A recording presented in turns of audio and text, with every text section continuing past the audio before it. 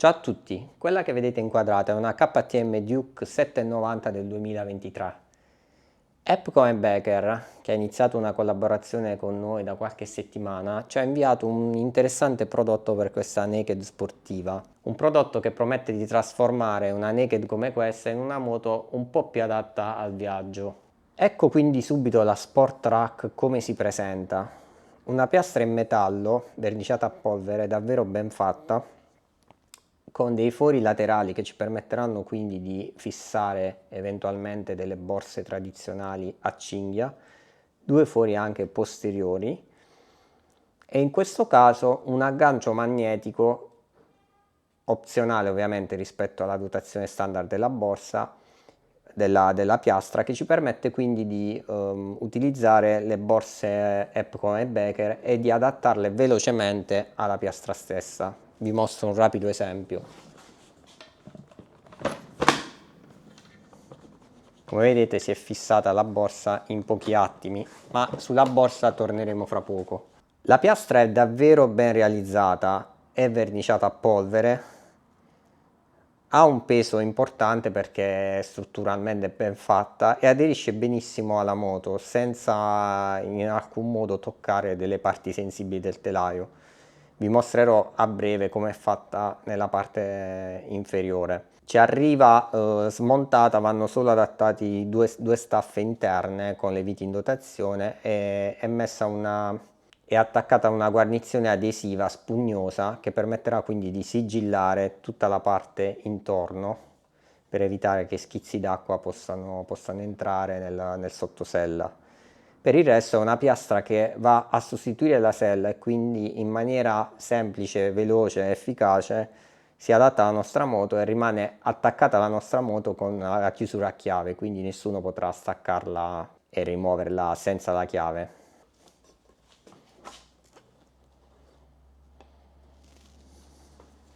Qui in dettaglio vediamo l'attacco magnetico brandizzato e la piastra e la sua realizzazione. Anche qui vediamo il logo tondo molto ben fatto adesivo che applicheremo noi stessi nell'incavo. Qui vediamo nel dettaglio come è fatta la piastra nella parte inferiore. Troviamo i due ganci in metallo che vanno a fissarsi negli attacchi anteriori della moto, dei gommini ben realizzati che sono l'unica parte a contatto con il telaio della moto stessa. Questa struttura, come vi dicevo, che arriva disassemblata dalla piastra stessa, ma si monta velocemente con queste quattro viti e rondelle, dadi e rondelle, e infine questa guarnizione spugnosa adesiva che va messa ai lati e mi raccomando va lasciata, siccome ci arriva avvolta in un pacchetto sottovuoto, va aperta e va lasciata almeno 24-48 ore affinché si possa espandere tutta e raggiungere quindi uno spessore importante come questo, perché inizialmente vi sembrerà molto meno spessa e molto meno adatta all'uso per cui è studiata, invece una volta passate 24-48 ore la spugna riprenderà tutta la sua forma naturale e assolverà, diciamo, al suo compito di sigillare la parte inferiore. Il piccolo gap che si andrebbe a creare tra la piastra e il telaio della nostra moto. E come vi dicevo è tutto davvero ben realizzato. Ci tengo a mostrarvi come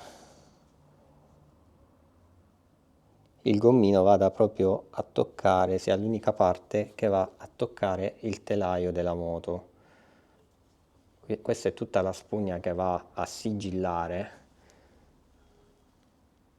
lo spazio tra telaio e piastra, mentre il secondo gommino va a toccare questa parte qui, quindi quello anteriore tocca questa parte, quello posteriore tocca questa. Tra l'altro questa è l'occasione per vedere come questa moto abbia in realtà pochissimo spazio sotto sella, quindi avere la possibilità di una borsa posteriore è sicuramente importante perché lo spazio disponibile è davvero pochissimo. Per andare quindi a fissare la piastra andremo a far coincidere gli attacchi anteriori con il supporto e a spingere proprio nella zona del logo. Dobbiamo fare un po' di forza per far sì che ci sia lo scatto di sicurezza. A questo punto la piastra è salda, non c'è alcun movimento e possiamo stare tranquilli e attaccare il nostro carico, che vi ricordo dovrà essere di un massimo 5 kg, come sempre consigliato dalle case e in questo caso anche da EPCO. È bene non esagerare, non sforare troppo rispetto a questi dati dichiarati. Come vi dicevo prima, quindi possiamo utilizzare questi fori laterali e posteriori per adattare qualsiasi tipo di borsa, oppure prendere una borsa come la Royster che va da 11 a 15 litri a seconda del tipo di utilizzo che facciamo, se è in formato compresso oppure se la andiamo ad aprire per espandere, con una capienza quindi abbastanza importante che ci permette di caricare un po' di cose e di rendere quindi questa naked un pochettino più versatile. Termino questo video quindi mostrandovi in dettaglio la Royster borsa posteriore con capienza da 11 a 15 litri.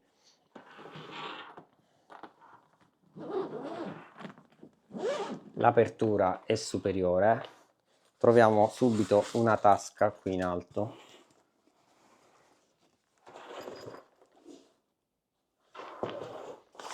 e nella parte inferiore il classico sacchetto che ci permetterà quindi di inserire tutti i nostri oggetti, chiuderli e assicurarci che siano a prova d'acqua. Il materiale esterno è idrorepellente, questo sacchetto ovviamente è impermeabile. In questa configurazione avremo quindi la possibilità di un carico massimo di 11 litri.